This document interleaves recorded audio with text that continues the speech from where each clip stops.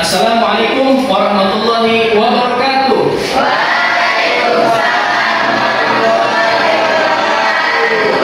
Apa kabar semuanya?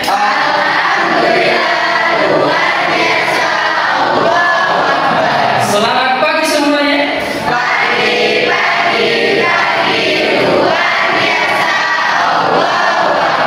Alhamdulillah, Bapak sangat senang sekali ketemu kalian dalam keadaan sehat walafiat. Terlihat dari pancaran cahaya wajahnya kalian betul-betul mengeluarkan aura semangat belajarnya pada hari ini. Terlihat perempuannya cantik-cantik, terlihat laki-lakinya ganteng-ganteng. Bapak tadinya sangat gelisah sekali, ya sangat galau sekali memikirkan tugas ini. Setelah ketemu kalian, wajahnya berseri-seri, ya, kemudian cantik-cantik, ganteng-ganteng, terobatilah hati Bapak yang galau itu. Hari ini Bapak insya Allah akan membagikan oleh-oleh yang Bapak peroleh ketika Bapak mengikuti pelatihan selama 4 hari. Pelatihan apa? Pelatihan 7 jurus guru BK hebat. Ya, apa saja sih Pak 7 jurus guru BK hebat ini? Sebelum kita masuk kepada materi inti, Bapak ingin mengabsen dan berdoa terlebih dahulu supaya Tuhan Yang Maha Esa memberikan kemudahan dalam belajarnya dan kita memperoleh ilmu yang sangat bermanfaat untuk kehidupan kita nanti. Amin ya Rabbal alamin. Baik, duduk yang rapi. Silahkan pimpin doa oleh ketua kelasnya.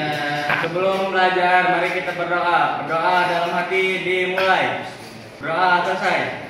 Semua bisa kita lihat tayangan atau slide yang ada di depan ini. Bapak tadi sudah singgung dari awal apa sih yang dimaksud 7 jurus guru BK hebat itu. Ya, kalau kita mendengar jurus, tentunya apa yang kita pikirkan? Apa yang kita bayangkan? Kira-kira apa? Silat. Ya, bukan jurus. Kemudian jurus Naruto, Uchiha Senjutsu, kemudian jurus kepada bela diri, ya kan, dan lain sebagainya. Ternyata setelah Bapak mengikuti pelatihan, Bapak baru paham, oh ternyata 7 jurus guru BK itu seperti apa. Nah, yang pertama adalah kenali potensi. Kira-kira sih apa sih yang dimaksud dengan kenali potensi? Ya, Bapak nanti akan jelaskan dan Bapak akan berusaha tanya semaksimal mungkin kepada kalian supaya apa yang kita pelajari hari ini bermanfaat. Nanti pulang kita membawa oleh-oleh salah satu 7 jurus guru BK hebat ini. Poin kenali potensi. Jadi kenali potensi itu apa sih? Yaitu kenali kemampuan yang ada pada diri kita. Bagaimana kita bisa memahami kemampuan yang kita miliki? Bagaimana caranya? Nah, Bapak nanti akan mengukur dan Bapak akan mengecek kemampuan kalian, kecerdasan kalian, potensi kalian itu apa sih? Nah, nanti alat ukur tes bakat minatnya itu Bapak akan kirimkan melalui link Aku Pintar. Silahkan sebelum Bapak nyuruh kalian mengisi link tersebut, Bapak mau tanya terlebih dahulu nih, apa sih yang dimaksud kenali potensi itu apa, Neng? Hah? Yang dimaksud potensi itu apa, Lois? Potensi itu adalah kelebihan. Kelebihan, iya bagus. Kemudian apa lagi? Potensi itu kemampuan, bagus. Terus? Keterampilan, iya. Anak-anak, jika kalian ingin melihat kecerdasan kalian di bidang apa? Di bagian mana?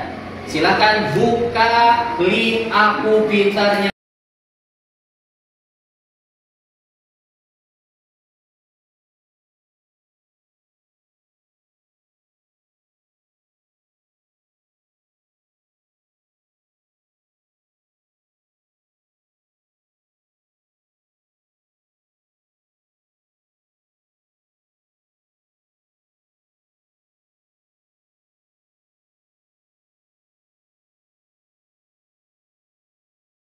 Anak-anak, apakah kalian sudah mengisi akun Aku Pintarnya?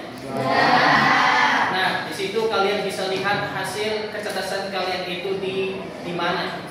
Jadi kecerdasan itu terdapat 8. Jadi manusia memang dilahirkan di dunia ini memiliki kecerdasan yang berbeda-beda. Ya.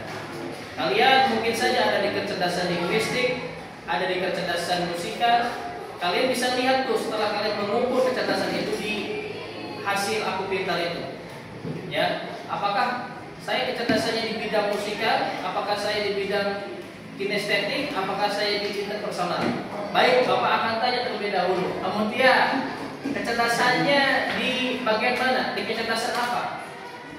Di antara 8 kecerdasan ini, kamu kecerdasannya di mana?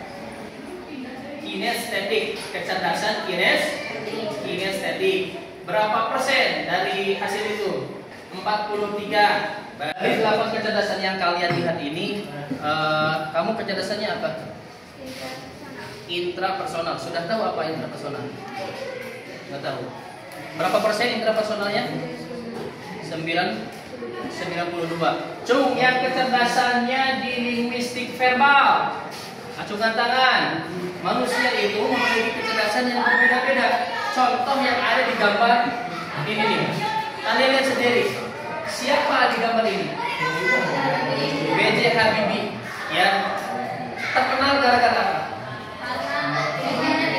Karena IQ-nya tinggi. Ya. Berapa IQ B.J. Habibie? Kalau kalian tahu. 200 lebih IQ-nya. Di atas rata-rata. Jarang sekali, bahkan mungkin saja ini mah. Di Indonesia itu nggak ada yang sama kecerdasannya kayak B.J. Habibie. Ya, bahkan di Indonesia pun nggak ada yang bisa membuat pesawat seperti B.J. Habibie. Ya, B.J. Habibie itu kecerdasannya di atas rata-rata. Ya, bahkan pesawat-pesawat yang ada di Indonesia pun itu sebagian karangan B.J. Habibie. Ya, karena B.J. Habibie ini sangat cerdas. Dan B.J. Habibie logikanya juga pintar sekali. Ini logikanya.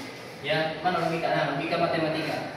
Membuat pesawat, kalau tidak ada logika, bagaimana bisa merangkak, memetakan saya pesawat ini meterannya sekian senti, ya sayap pesawat kiri sekian meter, kemudian panjang pesawat berapa meter. Kalau tidak ada logika matematika, itu tidak bisa membuat pesawat, benar gak?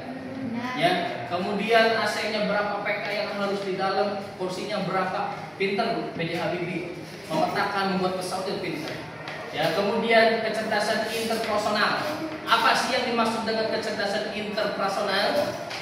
Interpersonal adalah kecerdasan memahami orang lain, memahami karakter-karakter bangsa, karakter-karakter pemimpin. Nah, di sini juga ada gambar. Siapa ini kira-kira? Iwan Fals.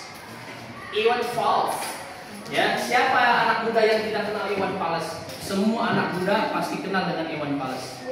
Iwan Fals kira-kira kecerdasannya di bidang apa? Maju coba. Di bidang musikal. Musik, karena dia penyanyi, dia menciptakan berbagai macam lagu sampai ratusan. Beliau apa? Cerdas dia. Dari kecil sampai besar dia sering menciptakan lagu. Ya, di sini nih. Buya Hamka. Siapa yang kenal Buya Hamka? Tokoh nasional, ulama besar. Dia itu cerdas, politikus. Ya, banyak ide-idenya yang diterima oleh banyak pihak, oleh banyak kalangan. Bicaranya sangat jelas sekali. Bahkan beliau itu banyak memualafkan orang-orang nonis. Bahkan ada salah satu anak angkat beliau namanya Yusuf Hamka. Itu salah satu orang terkaya di Indonesia. Anak angkat beliau, Yusuf Hamka. Linguistik.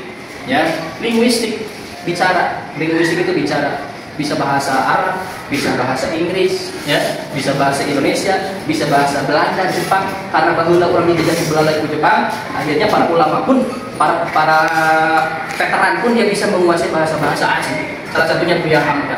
Dia itu cerdas. Jadi setiap orang itu belum tentu Allah berikan 8 kecerdasan ini.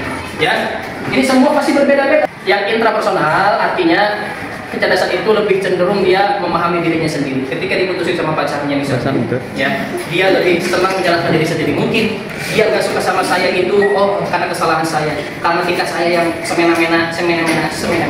Karena ucapan saya yang semena-mena. Ingat, Rasulullah ketika beliau digunjing, dihina, bahkan dilempari kotoran unta ketika sujud di depan Ka'bah, kemudian dilempari batu oleh anak-anak di Taif pada saat itu. Nabi Muhammad tidak menyalahkan orang-orang, tidak menyalahkan si pelaku, tidak, tapi Nabi Muhammad menyalahkan diri saya. Nabi Adam ketika diturunkan dari surga ke dunia, nyalahkan iblis, nyalahkan setan, Yang ke diri saya pribadi. Sehingga Nabi Adam itu mengatakan kepada Allah, Rabbana zalamna anfusana wa illam taghfir lana wa tarhamna lanakunanna minal khasirin. Ya Allah, saya mengakui diri saya salah. Maka ampunilah saya, ya Allah. Tidak menyalahkan setan, tidak menyalahkan pelaku, menyalahkan diri saya. Introspeksi. Artinya, orang yang seperti itu dia sudah cerdas intrapersonal, memahami diri saya sendiri. Beda dengan ini, interpersonal, memahami orang lain, karakter orang lain. Ya, Buya Hamka. Nah, enggak semuanya dikuasai. Yang memiliki kecerdasan 8 ini yang paling sempurna ada satu orang di dunia ini. Siapa coba kira-kira? Nabi Muhammad SAW. Ya, tidak semua nabi pun diberikan 8 kecerdasan ini. Nah, jika anak-anak memiliki kecerdasan satu saja, musikal, ya, itu kalian bisa mengaplikasinya ke ekskul. Ekskul apa kira-kira kalau kecerdasan musikal? Marching band, bagus. Terus apa lagi? Seni. Terus apa lagi? Nari juga masuk ke sini. Nari, musikal juga. Enggak, kalau nari itu lebih ke kinestetik. Ya. Kira-kira kalau musikal nih, bagusnya milih ekskulnya apa? Marawis gitu. Nah, kalau linguistik nih, linguistik itu bahasa. Kira-kira kalau bagusnya ekskul apa? Inggris club atau bahasa Arab club. Ya. Kalau ini nih, kalau kecerdasan body kinestetik itu kira-kira cocoknya ekskul apa? Teater, terus nari. Terus kalau kecerdasan naturalistik itu kecerdasan cenderung dia suka ke alam-alam. Kepala, iya. Ya. Nah, kalau kalian pramuka juga boleh, naturalistik, lebih ke alam sih sebetulnya. Nah, kalau kalian hobinya hiking, hobinya panjat tebing, hobinya motocross segala macam di laut, hobinya ke kebun, pacut, ya. Nah, itu artinya kalian cerdas di bidang naturalistik. Maaf, petani dan para perkebunan itu kalau dites itu lebih apa? Lebih kepada kecerdasan naturalistik. Sama seperti olahragawan. Olahragawan kalau diukur kecerdasannya pakai aku pintar itu, dia itu lebih cenderung kepada ini. Kepada ini. Body kinestetik. Ya, olahraga badminton, bola, futsal dan lain sebagainya. Tapi nah, anak-anak, ini ada 8 kecerdasan majemuk atau bisa disebut dengan multiple intelligence.